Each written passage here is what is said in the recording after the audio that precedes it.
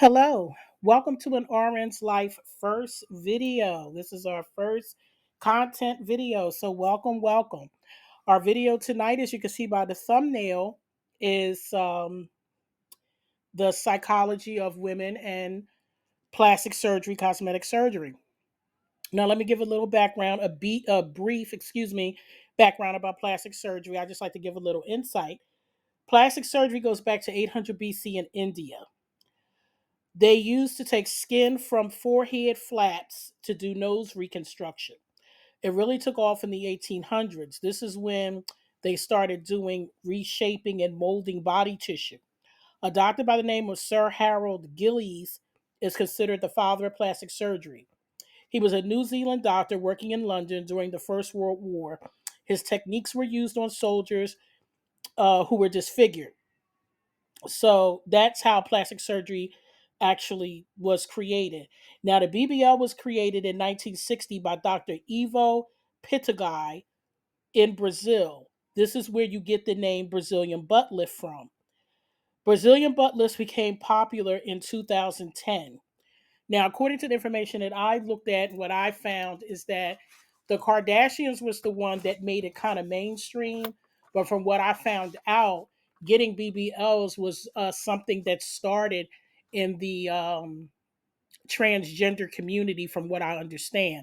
Now, I'm not sure if that's 100% correct, but from what I'm understanding and what I've been finding, the transgender community was doing that to give themselves more of a womanly shape. Because as we know, men do not have the same attributes as women. So they have to accentuate themselves. So it makes sense that it would come from the transgender community if that's where it started. So, as far as the popularity of it, that's where it all began. So, now that we had a little background about plastic surgery, which is, I guess, to some people might be interesting, to some it might be boring. But anyway, let's move on. Now, for I'm a woman, and for women, I don't care what background you are, because this video is not just exclusive to any race. This is women in general. Women know as little girls whether or not, if you're uh, perceived as pretty, cute, or what is socially acceptable as far as looks in our society. You hear that at a very young age. As children, you will hear people say, "Oh, she's beautiful," or they'll say, "Oh, she's cute." Or they'll say, "Oh, look at her, she's cute," or she'll grow into her looks. Or you'll hear things of the opposite, because everything is not always positive. You'll hear things like, she's too dark, she's too skinny, she's too tall, she's too fat. So you hear these things at a young age as a girl. And as you grow older, and especially in your teenage years, you really come to your looks are like the most important thing when you're a teenage girl. And this is when you come into your womanly body. So when you come into your womanly body and you really start to develop and things start taking shape and growing, this is when imperfections will be pointed out by peers during that time. And this is where a lot of women get their insecurities, and where the self-esteem can be affected, because of the fact that peer attention is very important when you're a teenager. And a lot of times that shapes and affects us for the rest of our life. Some people come out of their high school years and are able to grow and thrive and let go of past traumas and things that they've been through in high school, where other people still struggle all the way to the day that they die, because for many reasons, and we don't have to get into that. So, because of that, and let's move forward to adulthood, and let's combine social media. Let's bring the two.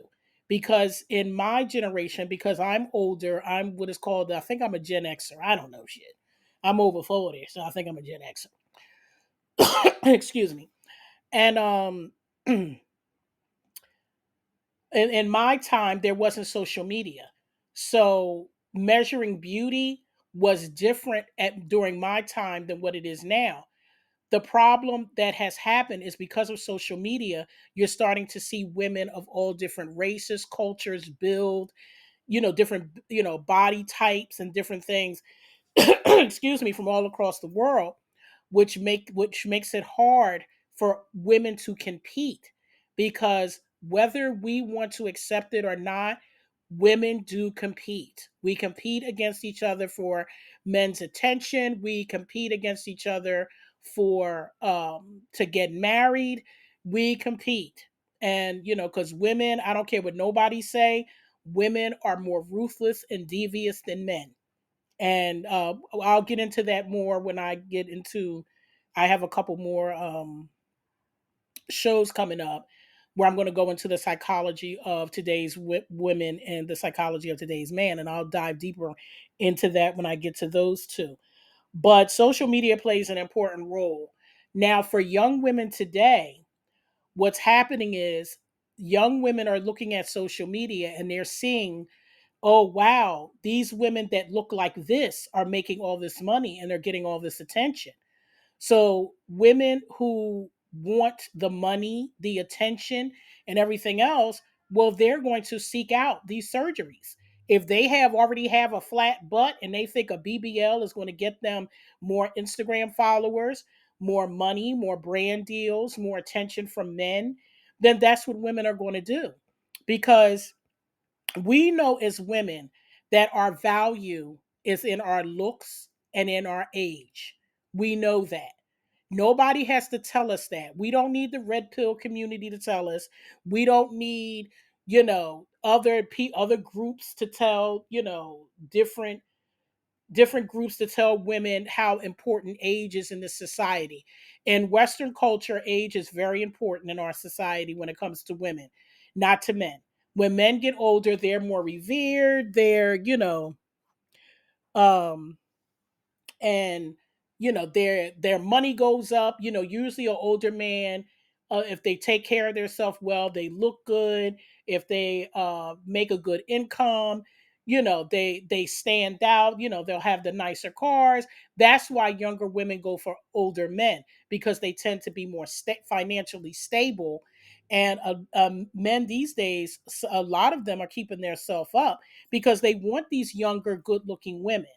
And women know, I don't care how old you are, with the exception of children. We're going to leave the children part out. But I'm going to say from 18 on up, we all know how important youth is, and how we have women have a small window of time to use our looks and our body to get what we want. And when I say get what we want, that doesn't mean that we're out to use men, because every woman is not out here to use and take advantage of men. What I'm saying is that we know that we have a small window of time to select the best mate for us during our youth, because we know as we get older in Western culture, we're considered less valuable as we get older. Now, I'm not saying we are less valuable. Please don't get me wrong. And I don't want to see that in the comments. That's not what I'm saying. I'm saying what society sees and what the psychology of women with this plastic surgery, on why this is such a big phenomenon. It's a big phenomenon because now with social media, women have more to compete with than what we did in the past. When I was coming up, all we had to worry about was the light skinned girl down the street with the long hair. Now we got to worry about every damn woman in the world at this point, because now you could see women from all different countries, that, exotic looking women, like all different types of women that men are starting to look at now. And men are starting to get unrealistic views of uh women. But that's going to be again for another video. I'm not going to get into that. But that's basically what's going on. Social media plays a huge role. Now, the purpose of me doing this video is due to what happened with Jackie O and DC Young Fly, and rest in peace to her. And again, my condolences to her family. But if I'm not mistaken, there was a couple videos that surfaced where he talked about her breasts, how they look like lunch, cafeteria middle school pizza, and how he didn't like how women's bodies look after they have a baby. So, whether I'm not going to say it's his fault that this happened to her, but I can understand how this played a role and why she went to have the surgery done after having three children. She was a beautiful woman. She was a YouTuber. She was a wilding out girl, and she knew, like we know as women, that when you're in front of the camera or you're in a certain industry, you have to look good because you're competing against other women. Jackie O was getting older. If I'm not mistaken, she was 31. When women get older, we realize once we start hitting them 30s that in some men's eyes, not all, in some men's eyes, our value goes down for some men. But see, because of social media, this is thrown at us on a regular basis. It's thrown in our face, how we look, and all these, the beauty industry just exploded because they know that we're going to use these products, we're going to get these surgeries and all this kind of stuff. But this is why this is going on, because women know that we have to maintain our looks. We know we have to keep up a certain aesthetic in order to compete in this new society, because we know that we're competing against other women who have all, these women that have all these different looks. And, because you can go to the plastic surgeon and have them do whatever. So women realize what they have to do. So now that cosmetic surgery has become more affordable, the average woman is able to get BBLs and lip injections and Botox and things like that. Now, mind you, some of these pop up places that these doctors are doing these, some of these are not the best places to go. Some of them are not reputable, some of them are not clean. And especially if you're going to other countries, people are going to other countries because they're cheaper to have the mommy makeover. You can get it cheaper, say, in Dominican Republic, or where else do they go? I think they, what is it? Not Costa Rica. They're going to Costa Rica, places like that to get it done. And you can find some reputable places or whatever, but you're gambling though. You're gambling with that because you're in another country and you're at their mercy. And you don't have the regulations and the support and the laws of the US. So when you go to these other countries, you can get jacked up and there's nothing you could do about it but come home and look crazy. But see, this is what women go through. Women actually will go through whatever just so they can look the best possible them. They're going to bleach skin. They're going to get butt injections. They're going to get lipo. They're going to do all these things just to compete against other women. And the older women get, the more they're running to these doctors. Because if I'm not mistaken, I think Nene had a BBL. I think they said that Nene had a BBL. Nene is 50. And if she did get a BBL, why? At this point, you didn't have the same ass all this time. You getting a BBL ain't gonna make a difference at 50. But see, this is how women think. Women know as we get older that these men are looking at younger women because that's what men value. Men value young, beautiful women. And that's a generalized statement. I know all men are not like that. Before somebody put the comments down there, I know that. What I'm saying is that this is a generalized, these are generalized statements, these are broad statements. Of course, there's always exceptions to all rules. So this is why women seek out cosmetic surgery, and they're throwing all logic out the window for it, because in a lot of cases, women who go for these BBLs and these surgeries, they're already insecure because the insecurity stems from when they were younger.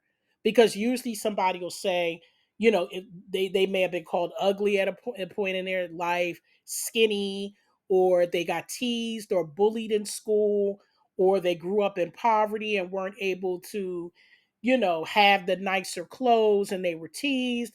So it's many reasons why a woman's self-esteem would be low and why she would constantly be seeking cosmetic surgery, because it's really hard for women growing up. I don't care where you live at.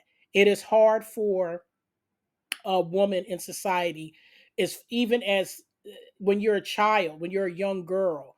And I'm going to get into that when I do my psychology of women video. I'll get into more detail with that. So we're just, for right now, we're just going to stick to, the cosmetic surgery topic, and I'll get more into depth on the rest of that later. But usually, self-esteem plays a huge role in this, because once upon a time, plastic surgery was not even for the average person. They were for celebrities, Hollywood movie actresses, entertainers. But see, now that social media and the entertainment world have crossed, because the lines are not supposed to blur. So now people want to look like Kim Kardashian. Now people want to look like Beyonce. Now people want to, they want to look like these certain women who they deem are so beautiful. And that's the problem. We're not supposed to be in the entertainment world. Those worlds were supposed to stay separate. And this is why. Because we're not supposed to be out here. The average woman is not supposed to be out here getting plastic surgery. You are who you are, you work with what you got. But because social media and the entertainment world have all came together, and now it's all this immense pressure on the woman to look a certain way. So now that's a problem, because currently in Western civilization, being, if you're a dark skinned black woman, you have problems. If you're a white woman that don't look a certain way for your culture, you got problems. If you're not a size zero in the white community, you got a problem with blonde hair and blue eyes. And if you're not a light skinned, long haired woman in the black community, then that's another issue. So these are the things. And then in the Asian community, from what I understand, they have to be petite. I think the smaller the waist and the feet or something. I don't know. It's something to do with that. But every culture has something about them as far as a beauty standard for women in that culture. And if you don't meet that beauty standard, this is where the cosmetic surgery comes in. So now we're at a point in life where the average person can get cosmetic surgery to look any way they want. They can add, add a butt, add breasts, have the nose done, have the eyes slanted, change eye color. You could do all this stuff. They done got to the point now with makeup, you could do contouring and then have your face a certain way. It's just so much now as far as how a woman can change her looks, that it's just crazy. It's like just too much. So you say to yourself, what are we going to do about this? Because usually when I do my psychology of videos, I always want to have some sort of solution at the end, because the biggest problem is all this cosmetic surgery. Guess what? It's killing people. It's killing people. BBLs is like one of the worst surgeries you can get, but people are still getting it. And a lot of these other surgeries, lipo, that all that stuff is dangerous. And you could tell people 100 times, don't do it, do your research. Oh, don't get on the table, this and that. But when a woman who has low self esteem, who believes her only way to be happy is to get on that table, because she thinks getting that BBL, getting that lipo, getting those lip fillers, getting that nose job, getting the veneers, that woman thinks that their whole life is going to change when they come off of that table. And in some cases it does, but in many cases it doesn't. But see, unfortunately, women are going to continue to take this risk. It's not going to end. I believe personally, it might even get worse, because what's going on in society is getting worse. So I don't see any of it slowing down, really. What I see is maybe some more regulations maybe down the line. Like I know Miami put some restrictions on how many BBLs can be done in a day. But other than that, there's not too much going on past that. So there's probably going to be some additional restrictions in the future. But other than that, I don't see it slowing down as long as social media is a part of our world, because this stuff is thrown in our faces every day. Women are reminded every day that they're not young enough, they're not tall enough, they're not built right, their eyes are not slanted, their nose is too big, their lips are too small, or their lips are too big, or whatever. Every day, women are reminded with images across our phones on a regular basis on what is considered beautiful or a standard of beauty. It's gotten to the point where women use filters now because women are so insecure about how they look, because it's so much, like it's so much out here. Like I can't. I mean, I'm being perfectly honest here. Even I look at the phone sometimes and I'll feel insecure. Like, dag, I don't look like this, and she's the same age as me, and it do make you feel insecure. But you have to figure out. You have to say to yourself, how far are you willing to go? That's the question. Because I'm not getting on nobody's table. Because Lord knows I could use some lipo. I ain't even gonna lie to you. I could use some, child. But I'm not getting on nobody's table to do it, because I know the medical ramifications of these surgeries. These surgeries are called elective surgeries. And because they're elective, that's why insurances won't pay for it. Now, you have some cunning doctors that will get you some of this stuff paid by insurance. It's the little things you can write and stuff like that. So I'm aware of that. But for the most part, you have to pay for this stuff out of pocket. And not only do you have to pay for the surgery, but it's also a lot of money for the proper aftercare. And I think this is where people are losing, because of the fact they have the money for the surgery, they don't have the money for the aftercare. And this is where people are losing their lives, because the aftercare is just as important as the surgery itself. And we're not even going to get into the long term effects of these surgeries.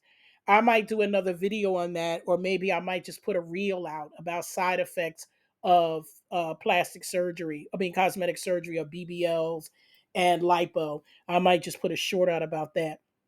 But anyway, let's move on to solutions, because I like to try to keep these videos close to no more than 30 minutes. So I want to try to wrap this up.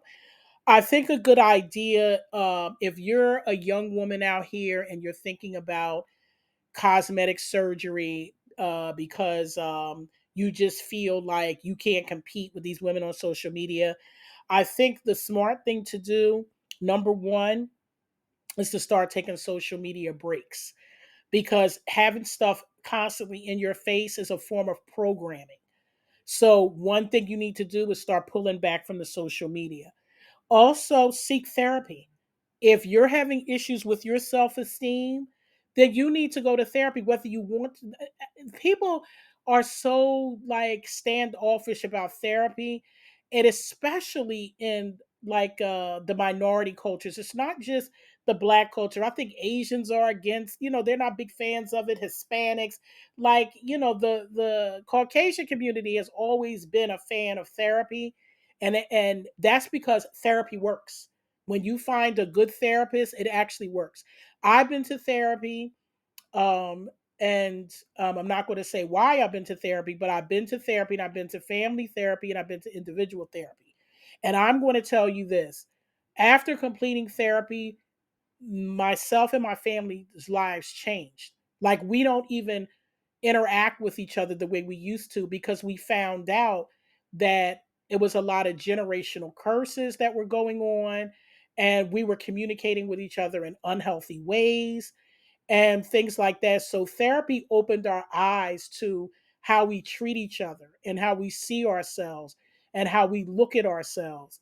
So therapy is definitely something that is a big deal. And I wish more people would, um, seek a therapist. I think every person should have a therapist the same way you have a PCP. I think it's a necessity. The same way you have your PCP when you get sick and you have a cold is the same way that you should have your therapist that you should be calling when things pop up in your life, that you should be getting a tune up. I think you should be seeing your therapist. I think everyone should go through therapy, and they should see their therapist once a year, because for a tune up, because that helps. Because The way that social media is going and the way things are going now, things are not going to slow down.